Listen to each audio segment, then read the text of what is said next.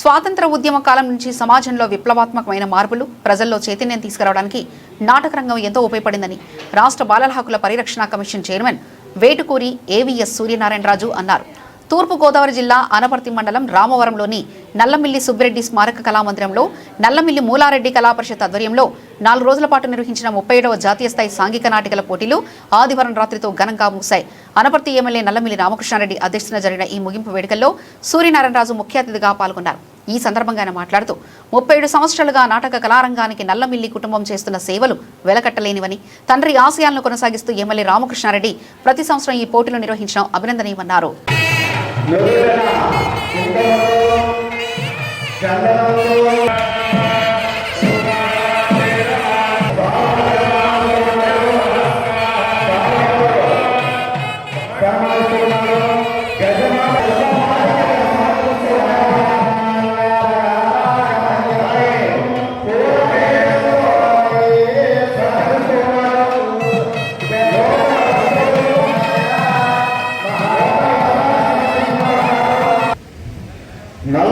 మూలారెడ్డి కళాపరిషత్ రామవరం 37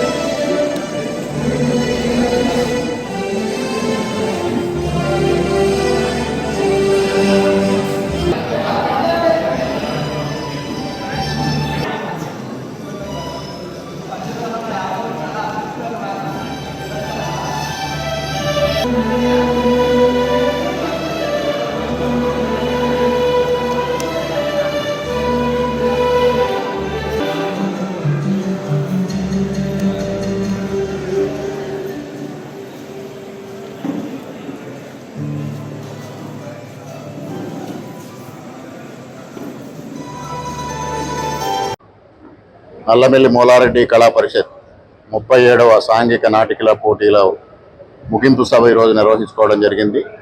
ముఖ్య అతిథిగా పెద్దలు ఆంధ్రప్రదేశ్ బాలల హక్కుల పరిరక్షణ కమిషన్ చైర్మన్ పెద్దలు శ్రీ వేటుకూరి ఏవీఎస్ సూర్యనారాయణరాజు గారు ఈ కార్యక్రమానికి విచ్చేశారు. ఈ కార్యక్రమం 4 రోజుల పాటు విజయవంతంగా నిర్వహించుకోవడం జరిగింది. కొన్ని ప్రాంతాల్లో నాటకాలకు కానీ నాటికలు కానీ విశేషమైన ఆదరణ లభిస్తూ ఉంది. కొన్ని విదేశాల్లో ముఖ్యంగా యూకేలో టిక్కెట్లు చాలా రోజులు దొరకని పరిస్థితి, అడ్వాన్స్గా బుక్ చేసుకుని నాటకాలు చూసే పరిస్థితి ఉంది.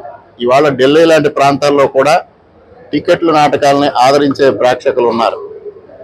అటువంటి ఆదరణ లభించాలి. మొదటగా ఈ కళా పరిషత్ ప్రారంభించినప్పుడు 500-600 మంది ముఖ్యంగా మహిళలు, అదేవిధంగా పెద్దలు ఈ గ్రామంలో ఏదైతే నాటకాల పట్ల ఆదరణ ఉందో వారందరూ వచ్చి వీక్షించారు. తదుపరి ఈ టీవీ రంగం, ఇప్పుడు ఓటీటీ రంగం, ఆర్టిఫిషియల్ ఇంటెలిజెన్స్ ఇటువంటివన్నీ ప్రభావం చూపిస్తున్న నేపథ్యంలో మహిళలు పూర్తిగా సీరియల్స్ వైపు మొగ్గు చూపడం, అందువల్ల రాకపోవడం జరిగింది. గత 10 సంవత్సరాలుగా తీవ్రమైన సంక్షోభాన్ని చూసాం. కానీ గత 2 సంవత్సరాలుగా మరలా ప్రేక్షకుల సంఖ్య పెరుగుతూ ఉంది.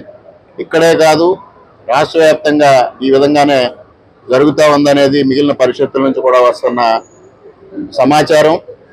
మరి ప్రేక్షకులు ఆదరించాలి. ఎందువల్ల అంటే సీరియల్స్ అయినా సినిమాలైనా వారికి కట్టు టేకు ఉంటాయి. ఇక్కడ ఏమీ లేకుండా ఆ ప్రదర్శన జరిగిన 45 నిమిషాలు కానీ గంట సేపు కానీ వాళ్ళు ప్రదర్శిస్తారు, సజీవంగా ప్రదర్శన చూపిస్తారు. మనం అటువంటి వాటిని ఆదరించాలి. సమాజంలో పరివర్తన కోసం వారు కృషి చేస్తున్న కళాకారులకి మనం చేయూతనివ్వాలని వారికి సవినయంగా ఆంధ్రప్రదేశ్ ప్రజానీకానికి విజ్ఞప్తి చేసుకుంటూ ఈ పరిషత్తులు మాత్రమే ఈ నాటికలను ప్రోత్సహించడం జరుగుతూ ఉంది. ఇందాక అల్లూరి సీతారామరాజు కళా పరిషత్ అధ్యక్షులు చెప్పినట్టుగా ప్రతి గ్రామంలోనూ ఒక నాటకం ప్రదర్శన చేసి ప్రేక్షకులు చూసే రోజులు వస్తే తప్పనిసరిగా కళాకారులకి మంచి చేయూత దొరుకుతుందనేది ఈ సందర్భంగా వారి అభిప్రాయంతో ఏకీభవిస్తూ ఈ కార్యక్రమాన్ని ఈ 4 రోజుల పాటు నిర్వహణలో సహకరించిన ప్రతి ఒక్కరికి పేరు పేరున హృదయపూర్వకంగా కృతజ్ఞతలు తెలియజేసుకుంటూ సెలవు. జాతీయ